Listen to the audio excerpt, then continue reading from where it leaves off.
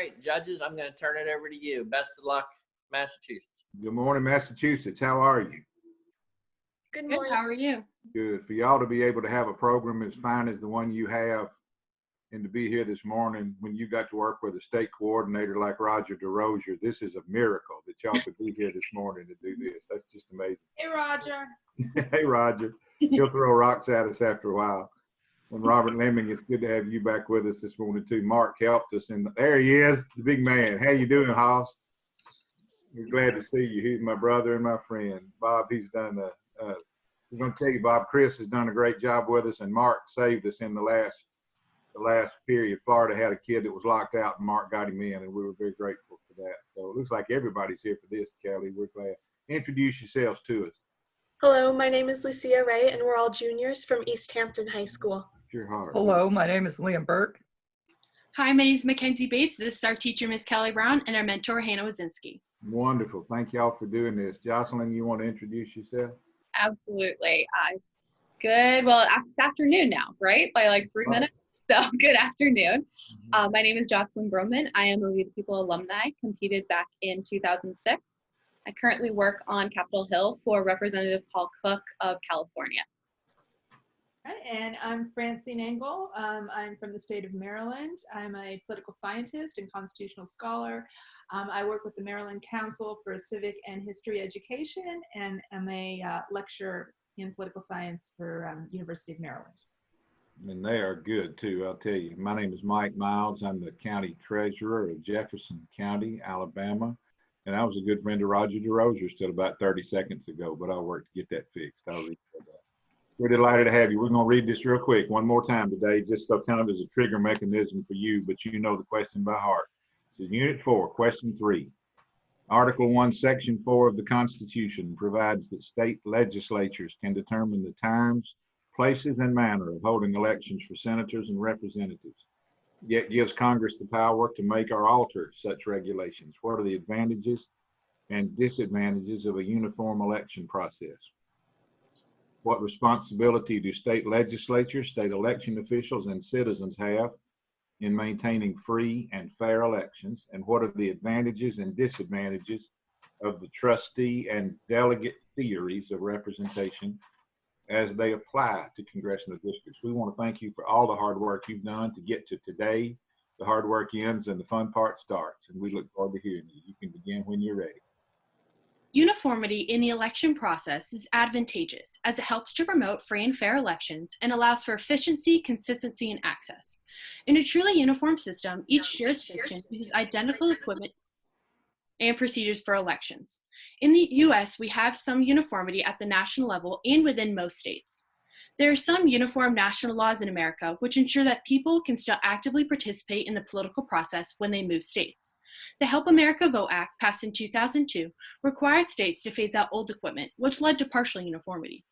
Congress has made some regulations surrounding federal elections, the most notable being the Voting Rights and Presidential Election Day Acts. Congress should use their power to make more inclusive election laws. Increased regulations, such as eliminating caucuses and requiring open primaries, would extend the franchise by increasing participation and not requiring voters to choose a specific party. While beneficial, uniform election laws have disadvantages.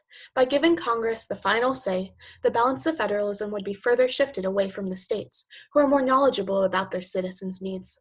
Establishing unfunded or underfunded mandates make it hard for states to comply with laws. Having the federal government run all elections is not a wise decision when most are for local governing bodies. As the Anti-Federalists argued when they rejected Article 1, Section 4's election provision, people gain a stronger respect for systems when run by their community. Therefore, using national election laws should be reserved for basic laws about franchise, eligibility, access, and structure. Election policy and overall protection of free and fair elections can be entrusted to the state's election officials and citizens. State legislators have the responsibility to promote fair elections. Recently, the Massachusetts legislature has been considering the Empower Act, a bill that would allow cities and towns to lower their voting age to 16 for local elections. Additionally, states have fulfilled their duty to act as laboratories of democracy, experimenting with ranked choice voting seen in Maine. This system gives a greater voice to citizens and creates a more representative system. Furthermore, individual states work together to maintain fair elections. As of July 2019, 15 states and the District of Columbia adopted the National Popular Vote Interstate Compact, limiting the power of the Electoral College by giving the votes to the winner of the National Popular Vote. Beyond state legislatures, state election officials and citizens play a role in promoting free and fair elections. State election officials play a large role in running elections, such as the Secretary of State and county, city, and town clerks. They have multiple responsibilities from handling ballots to candidate nomination. Citizen participation in the political process is necessary for a functioning polity and fairness. Recently, Massachusetts citizens passed a referendum in 2018 to propose an amendment to overturn Citizens United v. FEC, which protected a corporation's use of money in politics under political speech. Additionally, citizens are able to elect leaders that will protect elections. Edmund Burke asserted that there are different theories of representation that have varying definitions of what it means to act in the best interest of the voter. The principle behind the trustee theory is that legislators are trusted to promote the common good, projecting a more unified national front and protecting minority rights.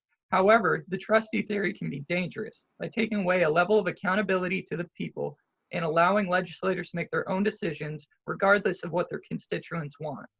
Delegate theory instructs representatives to vote according to popular mandates and connects elected officials to their district. But delegate theory can also prevent elected officials from voting with their conscience and can make civil discourse challenging. Additionally, always favoring majority opinions can prevent social progress and mute minority voices.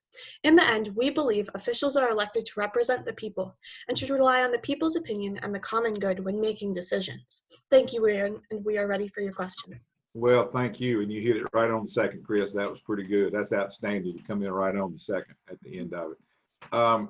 Let's hit just one more lick on voting rights and voting practices. When the national government cedes that much authority to local secretaries of state and to the states for how they run their elections, and there are different standards for purging voters and different standards for setting up the right amount of funding to hold the election and different standards for abiding with the Americans with Disabilities Act and those kind of things. Are we almost guaranteeing, when you let the states run elections, we're almost guaranteeing that there's discrimination, that there's not equal protection under the law for all the voters in this country? Haven't we just about guaranteed that? I think that in some ways, yes, that is true, but there are ways that the federal government can try to prevent this, such as through the Voting Rights Act, which is a reaction to the discrimination against African Americans in voting. And we saw that in Section 2, they outlawed literacy tests which was upheld by Oregon v. Mitchell. And then in Sections 4 and 5, they also made a list of different states and places and that had a history of disenfranchisement, and then would require their new laws about elections to be looked over by the DA before they could pass them. But that was overturned by Shelby County v. Holder. And I feel that under Article 1, Section 4 of the Constitution, Congress has the power to step in on local and state elections if they feel that they need to.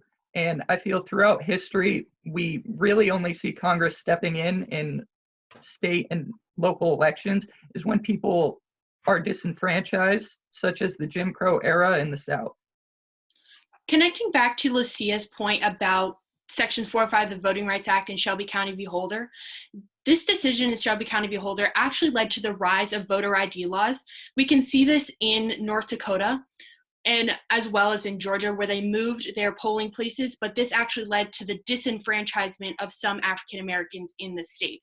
So since voter ID laws have risen, multiple groups have been disenfranchised, especially in North Dakota, the Native Americans who are living on reservations. Their voter ID laws require street addresses, and since they're living on reservations, they don't have them. This also applies to the homeless, because how are they supposed to get a voter ID law if they don't have anywhere to live? Yeah. Please don't leave Alabama out of that. We work very hard to disenfranchise voters down here. Sadly, we're too good at it, to my great dismay. Francine? Well, you started answering my question that I had about disenfranchisement. You brought up a bunch of groups. Is there anybody else that would like to add anything else about disenfranchised voters? I think. Go ahead. I also think that the disability group is also a group that is also being disenfranchised, because under some regulations about voter registration, some states don't oblige to the Americans with Disabilities Act and the fact that they need materials and equipment to make voting places being able to make disabled voters come to the election places and actually vote. And again, oh, you can go, Lucia. Thanks. Another place that we can see disenfranchisement is the disenfranchisement of felons in states such as Florida, where felons don't have the right to vote. And I think this is a huge problem because first off, our jails and prisons should be a way for people to reform, not just be punished. And also it makes it so that they can't go through the social contract that makes it so that they should be abiding by our laws. And how are they supposed to agree to our laws if they don't have a voice in our government? And right now, during the coronavirus pandemic, a lot of people are considering mail-in voting, which would disenfranchise, again, homeless people who don't have a home per se. And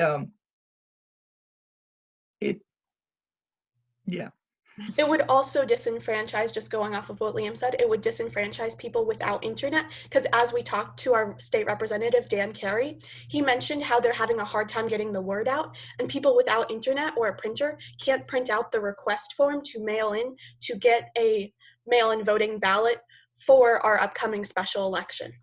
And the courthouses are closed, so you can't go down there and do it in person because of that. Jocelyn, we've taken up a lot of time. You got a minute's worth? Go ahead. Absolutely. Let's talk about Congress and what they can do. You mentioned that Congress has stepped in only when they've seen abuses. Is that the ideal system, or should Congress be more proactive?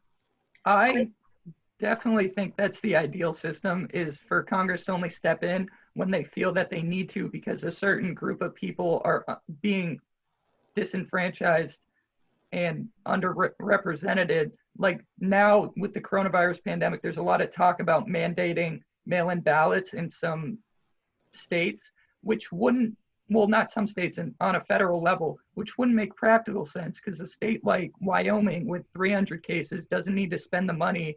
It need to spend the money to create like a mail-in ballot system. But a state like New York with over like 200,000 cases, they should mandate it. So I feel like, can I finish my sentence? Yeah, please, go ahead. So I feel like in those states, like elections, especially in times of emergency, it should be delegated back down to delegated to the states, because the states ultimately know, as said in Federalist 62, that the states know what's best for the people. Thank you very much. That was a good one. Very nice job. Absolutely. Francine, you want to start for us?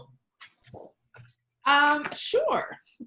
So I just wanted to talk a little bit about, you did a great job overall, but I really enjoyed the follow-up responses.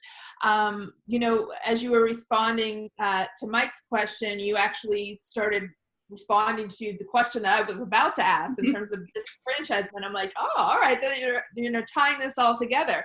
And the thing that I really liked is when I asked if anybody else wanted to add anything, not only did you tell me the groups that were disenfranchised, but you told me what was in place that was causing them to be disenfranchised. Because sometimes, when we've asked this question, people have just kind of listed groups, but you actually explained what's in place that's causing the disenfranchisement, which is good. And I really enjoyed when you were discussion of felons, and you said violating the social contract of allowing them to be part of society. I just enjoyed that you're able to sort of tie it back to Locke. So I like theory. So seeing how like this practical stuff actually applies to the theoretical issues that were the foundations of our Constitution, and you noticing the connections there, that was really enjoyable for me. And a lot of great specific examples, great citation of cases to back you up. So really nice job. This is the best we've heard of the court cases, Francine, in a while. I thought they were pretty good. Yeah. Yeah, great explanation of the court cases and walking us through it, not only with Section 4 with quick grants, but also with Section 2. I'll mention that. Yeah, really good answers. And yeah, the question of like, what does Congress do in like these kind of pandemic situations? Like, Constitution gives that authority, the authority to administer elections to the states first, and then Congress can step in. So it's how do we balance that in regards to uniformity and also to allow for the creativity of states to do like ranked choice voting or do jungle primaries and those kinds of things. So I think throughout both your statement and your follow-up, like that discussion of balance really kind of comes through, which is where we all kind of tend to be. The example of broadband access as a limiting factor is something that we haven't heard a lot about, but it's very accurate. Like if you can't get information, how do you know what to do in regards to that? Yeah, it was very good discussion, good conversation. Your idea about Congress expanding access to primaries, I'm a little since primaries are usually run by parties and not by nonpartisan government. So that's a very interesting, creative idea that I don't think I've heard of it anywhere else, but it'd be interesting to see I wish I could have time to ask, how would you implement that since most party structures, and those are private organizations, tend to run those elections. So, but great discussion, wide range, and then also deep in your understanding of what, in your answers and in your reasoning. So thank you for that. It was wonderful. I thought I saw your eyebrows go up when they brought that up. I didn't know I thought I saw you wave it down when I saw your eyebrows pop up. I'm expressive when it comes to things that I'm like, Harry, I thought you did. That's good. Because they've done such a great job of do what? They gave us Shelby County. That's right. Again, I mentioned it 3 times. But we've been laughing for 2 days. I live 5 minutes from Shelby County, and Francine and Jocelyn and Chris and I have had a bet for how many times I'd hear Shelby be Holder, and they said it 3 times in their thing. So I think the over and under, Chris, you may have won. I think we may be okay here. Okay, because they did such a good job of talking about the substance of what you said. Let me say 3 words of thanks before we go for Jocelyn and Francine and me, because this is our last hearing for the day for 2 days. One of them is that if Bob Lemming and Mark Gage had not been willing to try this, we wouldn't all be here. Bob hadn't made the really hard decision to try to go ahead and have a national competition this year and have it online. Yeah, Roger's clapping for him. If they hadn't tried to do that, we wouldn't be here. And if Mark hadn't brought his IT skills to the game, we'd have had no chance. So we're so grateful to them. That's the first word I want to say. The second one is, Roger, this made facilitating a lot harder than usual. And old Kenton did a pretty good job. He got us in and out 15 times. Now, if he would just fill out our score sheets for us, we'd really get them right about now. But Chris, we can't thank you enough for all the work you did before yesterday and today. And for today, thank you for that. And finally, I was teasing him at the first.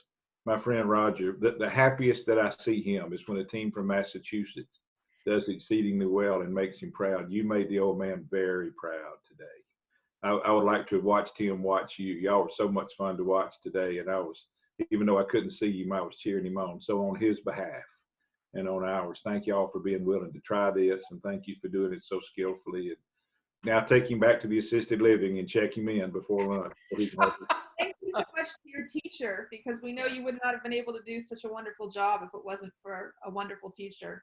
You're so right. Kelly, that was just remarkable. That was so much fun listening to them, and you could tell how well prepared they were. Well, thank you for making it a conversation and not frightening. They were amazing, and I'm so proud of them. So incredibly proud. They were. Bob, one of the things we've learned, and Bob Lemming said this a week or 2 ago in one of the meetings, we were all concerned about the Zoom technology and how this would work. And at some point along, Bob said, it ain't going to be the kids that have a hard time. It's going to be us that have to adjust and make it work. The kids do this all the time. Don't worry about it. And you were right. You've seen several times this weekend, they weren't the least bit intimidated by this, and they kind of pulled us through it. So you made the right prediction on that. If you don't mind, though, if we can get the virus solved, let's go back to Leesburg next year. Being in the same room with them is more fun, I think. If we can. Y'all stay safe and stay healthy. I'm going to try to pull my strings on that one. Okay. Yeah, see what you can do. Exactly.